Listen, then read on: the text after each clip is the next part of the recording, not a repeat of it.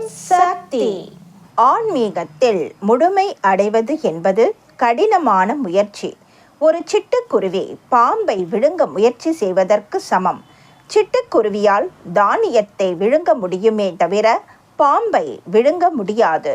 அவ்வாறு பாம்பை விழுங்க முயன்றால் பாம்பு சிட்டுக்குருவியை விழுங்கிவிடும். மனிதன் பிறந்தோம் வளர்ந்தோம் என்று தன் பாதையில் வாழ்க்கையை நெறிப்படுத்தி கொண்டு செல்ல வேண்டும்.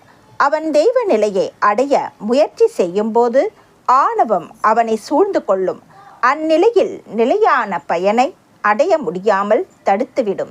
கால் பாகம் பக்தி, முக்கால் பாகம் ஆணவம் என்ற நிலையில் போலியான நிலைக்குள் உன்னை ஆட்படுத்தி கொண்டால் பாம்பு சிட்டுக்குருவியை விழுங்குகிற நிலையை அடைய நேரிடும்.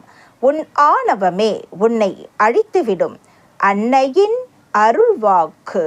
என்னுடைய அருள்வாக்கு என்ற பாத்திரத்தை பயன்படுத்தி எதிர்கால வாழ்வினை அமைத்து கொள்ள வேண்டும்.